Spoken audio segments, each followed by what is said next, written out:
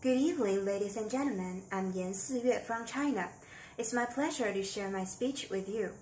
First of all, I would like to begin with a story which is about global citizens from a fairy tale. Once upon a time, there was a kingdom whose culture is soup. One day, the queen saw a rat while drinking the soup. Then she scared herself to death. The angry king ordered that soup should never be made again, and the rats will be banished forever. Years passed. The chef couldn't stand it. Then he made great soup with the help of the rat who made misunderstand before. The fragrance finally brought sunshine and rain to the kingdom. Everyone is cheering and saying sorry, including the king. They had a wonderful life again. From this story, I've learned if you are hurt, you can't hurt the others. You need to be nice. So, no cynical and keep warm is the qualities I wish to global citizens.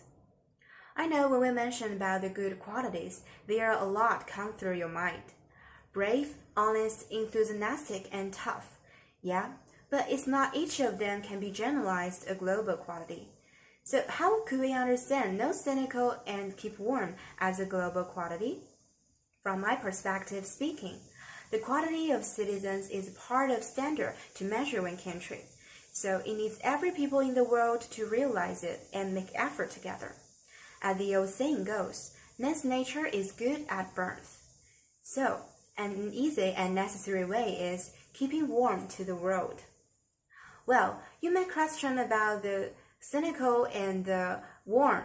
In my opinion, each person has a different base of happiness. If desperate people are compared, one is bound to feel lost, which can probably lead to a jealousy, and that's definitely not correct.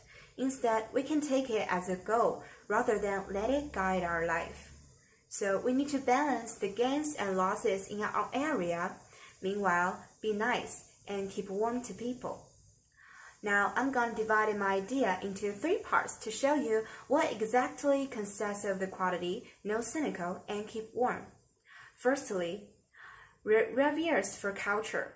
We need to revere the culture that gives birth to us and revere the stage in where we are.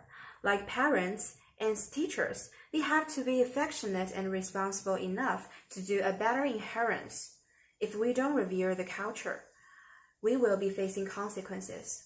Like global paralysis caused by COVID-19 virus.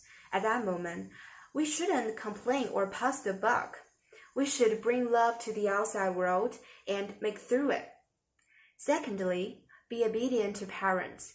It is because parents' hard work and struggle makes the children who he is. So all your beautiful moments, they should be involved. Right, it's their duty but not their obligation to support you. So we need to be grateful and more obedient to parents for what we are today. Last but not least, I want to talk about the prejudice. Remember the story I told you at the beginning? After the rats were exiled, they divided into evil rats and good mice. Because people's prejudice, some of the rats were defined as having a bad quality from a very early age. They did nothing wrong, but they are born to be treated unequally. Exactly like the human. Due to poor backgrounds, physical illness, sexual orientation, they suffered a lot of prejudice, so that their life are not beautiful or even peaceful.